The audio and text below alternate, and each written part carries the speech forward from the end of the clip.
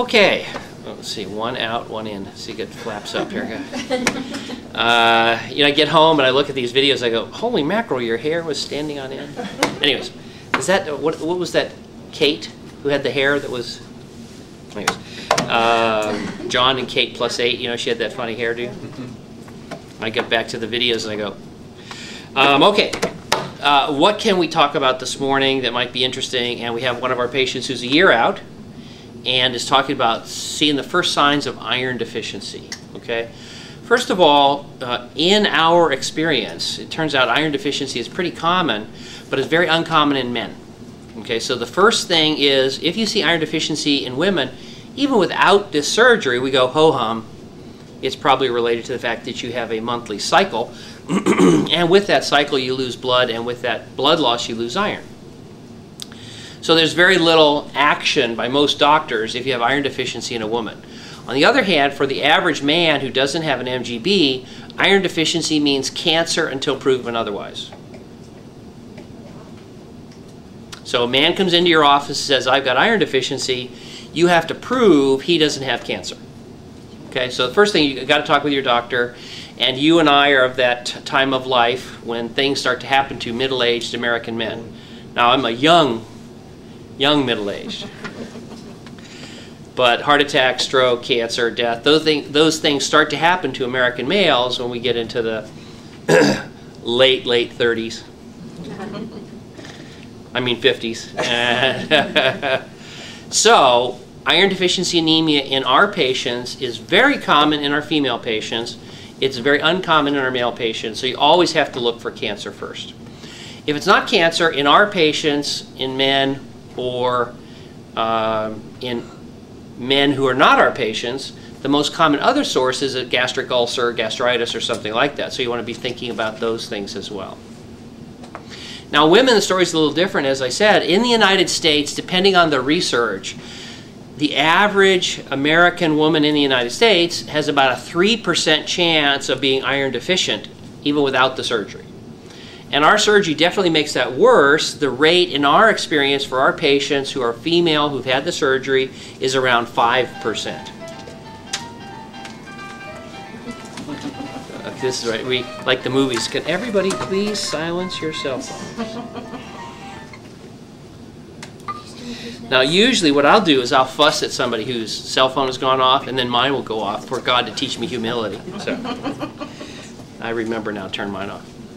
So let's go back over that. The incidence of iron deficiency in women in America is pretty common, about 3%. The incidence is worse in my patients because of the bypass. It's up to almost 5%. Okay. Now, what you've heard, is anybody pre-op iron deficient? Okay. Pre-op? Okay. Again, because you're not a woman, this doesn't help me as much, but there are a lot of women who have found they're iron deficient, go to see their doctor, and they're what? Put on iron. Put on iron. And you've seen that iron sulfate. You can actually buy it at Walmart, most grocery stores. You can get supplemental iron. And those of us who are old, don't raise your hand to agree, remember Geritol? Yeah.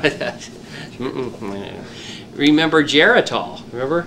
Iron builds strength and all that stuff. It turns out that all those are very, very ineffective. They're all bad choices. And the reason is because all of those compounds and tablets and pills and liquids contain ionic iron, the ferrous or ferric iron ion. So like sodium chloride in salt, when you put it in water, the iron molecule separates into the ferrous or ferric ion, and it turns out that big iron ion is not well absorbed by the gut. So you can take tons of it, it doesn't help your iron deficiency much. But interestingly, the iron that's in meat or blood, because it's wrapped with a hemoglobin protein ring, is easily absorbed by the gut. So a bunch of guys decided to wrap iron in a little protein ring, and it's called heme iron polypeptide. And the trade name is called Proferrin. Proferrin. It's available over the counter on the internet from Colorado Labs.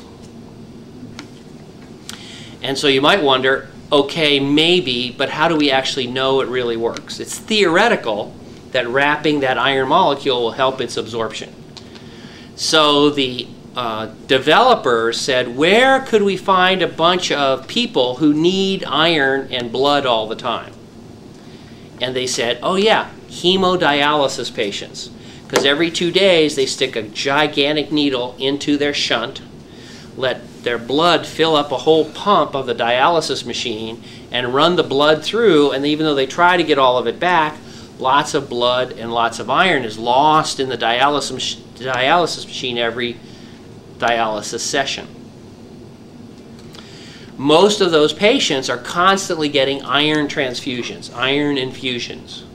So they took a group of these patients, took them off their iron infusions, and just gave them Proferrin, and it fixed their iron deficiency and kept them off of iron infusions for months and months and months of the study. So, Proferrin, good. All the other iron tablets you ever heard of, bad.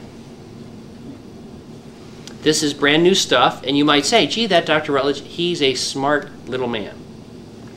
But it turns out it actually wasn't me. One of my patients was an oncologist from Michigan, and he told me about this, and we've looked into the research. And so the hot new thing for all of my patients, after you've talked with your doctor and made sure you don't have cancer, is Proferrin. How do you spell it again? Proferrin. I've sent out dozens of emails on the mailing list, so you can look it up. It's available on the internet from Colorado Labs. They've been out. I think they're back in. And the research is very strong that this works and everything else does not. So that's really good. Of all the things for coming today, that might be your best piece of worthwhile information you got from this morning.